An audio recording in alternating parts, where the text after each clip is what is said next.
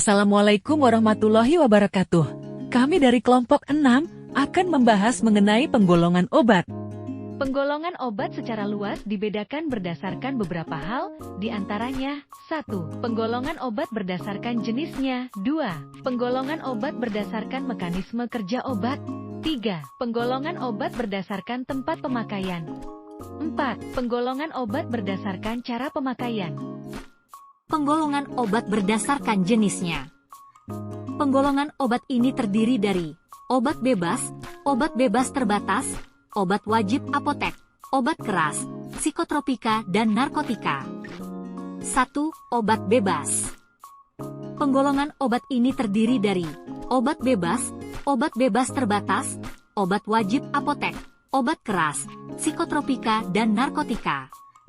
Contoh: A. Minyak kayu putih. B. Obat batuk hitam. C. Obat batuk putih. D. Tablet paracetamol. E. Tablet Fit C, B kompleks, E, dan lain-lain. Penandaan obat bebas diatur berdasarkan SK Menkes RI nomor 2380 PSK 6/1983 tentang tanda khusus untuk obat bebas terbatas. Tanda khusus untuk obat bebas yaitu bulatan berwarna hijau dengan garis tepi warna hitam. Adapun logo di samping yang merupakan logo penandaan obat bebas. 2. Obat bebas terbatas. Obat bebas terbatas atau obat yang masuk dalam daftar W menurut bahasa Belanda singkatan dari Waarschuwing artinya peringatan. Jadi maksudnya obat yang bebas penjualannya disertai dengan tanda peringatan. Obat bebas terbatas adalah obat keras yang dapat diserahkan kepada pemakaiannya tanpa resep dokter bila penyerahannya memenuhi persyaratan. Berdasarkan Keputusan Menteri Kesehatan EI No. 2380 atau SK atau 6 atau 83 tanda khusus untuk obat bebas terbatas berupa lingkaran warna biru dengan garis tepi berwarna hitam. Tanda khusus harus diletakkan sedemikian rupa sehingga jelas terlihat dan mudah dikenal. Adapun gambar di samping yang merupakan logo dan tanda peringatan obat bebas terbatas. 3. Obat keras. Obat keras atau obat daftar G menurut bahasa Belanda disingkatan dari gevaarlijk artinya berbahaya, maksudnya obat dalam golongan ini berbahaya jika pemakaiannya tidak berdasarkan resep dokter. Berdasarkan Keputusan Menteri Kesehatan RI nomor 02396 ASK 8 tahun 1986 tentang tanda khusus obat keras daftar J adalah lingkaran bulatan warna merah dengan garis tepi berwarna hitam dengan huruf K yang menyentuh garis tepi pada gambar di samping merupakan logo obat keras. 4. Obat wajib apotek. Peraturan tentang obat wajib apotek berdasarkan Keputusan Menteri Kesehatan RI No. 347 Menkes SK 7 tahun 1990 yang telah diperbaharui dengan Keputusan Menteri Nomor 924 Menkes terkali tahun 1993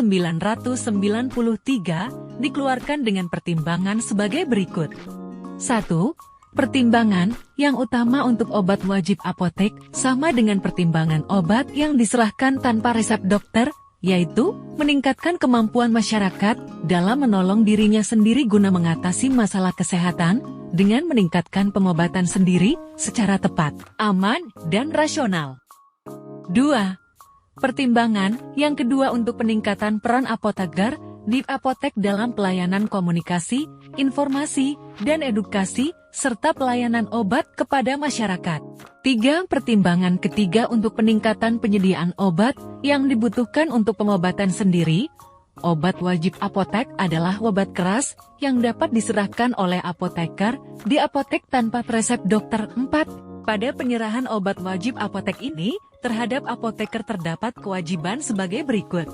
1. Memenuhi kebutuhan dan batas setiap jenis obat, kepasin, yang disebutkan dalam obat wajib apotek yang bersangkutan. 2. Membuat catatan pasin, serta obat yang diserahkan. 3. Memberikan informasi meliputi dosis, dan aturan pakai, kontra, indikasi, efek samping, dan lain-lain yang perlu diperhatikan. 5. Obat golongan narkotika. Pengertian narkotika menurut UU nomor 22 tahun 1997 tentang narkotika adalah zat atau obat yang berasal dari tanaman atau bukan tanaman baik sintesis maupun semi-sintetis yang dapat menyebabkan penurunan atau perubahan kesadaran, hilangnya rasa, mengurangi sampai menghilangkan rasa nyeri, dan dapat menimbulkan ketergantungan yang dibedakan ke dalam golongan 1, 2, dan 3. Adapun contoh golongan narkotika yaitu tanaman papaver somniferum, tanaman koka, tanaman ganja, heroina, morfina, opium, dan kodeina. Penandaan narkotika berdasarkan peraturan yang terdapat dalam ordonansi obat bios yaitu palang medali merah. Gambar di samping merupakan logo narkotika. 5. Obat psikotropika. Pengertian psikotropika menurut UU nomor 5 tahun 1997 tentang psikotropika adalah zat atau obat baik, alamiah maupun sintesis bukan narkotika yang berkhasiat psikoaktif melalui pengaruh selektif pada susunan syaraf pusat yang menyebabkan perubahan khas mental dan perilaku. Ruang lingkup pengaturan psikotropika dalam undang-undang ini adalah psikotropika yang mempunyai potensi sindarioma, ketergantungan. 2. Penggolongan obat berdasarkan mekanisme kerja obat. Berdasarkan mekanisme kerjanya, obat dibagi menjadi 5 jenis penggolongan antara lain. 1. Obat yang bekerja pada penyebab penyakit, misalnya penyakit akibat bakteri atau mikroba, contoh antibiotik. 2.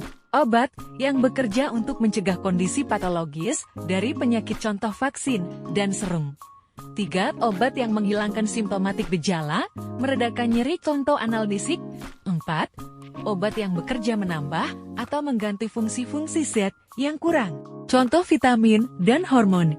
5. Pemberian placebo adalah pemberian obat yang tidak mengandung zat aktif, khususnya pada pasien normal yang menganggap dirinya dalam keadaan sakit, contoh aquapro injeksi dan tablet placebo. Selain itu dapat dibedakan berdasarkan tujuan penggunanya, seperti obat antihipertensi, kardiak, diuretik, hipnotik, sedatif, dan lain-lain. 3. Penggolongan obat berdasarkan tempat pemakaian dibagi menjadi 2 golongan. Obat dalam yaitu obat-obatan yang dikonsumsi peroral, contoh tablet antibiotik, paracetamol tablet. Obat luar yaitu obat-obatan yang dipakai secara topikal tubuh bagian luar, contoh sulfur, dan lain-lain. 4. Penggolongan obat berdasarkan cara pemakaian. Penggolongan obat berdasarkan cara pemakaian dibagi menjadi beberapa bagian, seperti 1. Oral. Obat yang dikonsumsi melalui mulut ke dalam saluran cerna, contoh tablet, kapsul, serbuk 2 perekal. Obat yang dipakai melalui rektum. Biasanya digunakan pada pasien yang tidak bisa menelan, pingsan.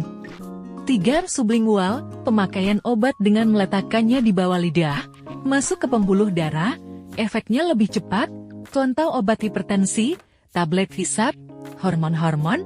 4. Parenteral, obat yang disuntikan melalui kulit ke aliran darah baik secara intravena, subkutan, intramuskular, intrakardial. 5. Langsung ke organ, contoh intrakardial. 6. Melalui selaput perut, contoh intraperitoneal.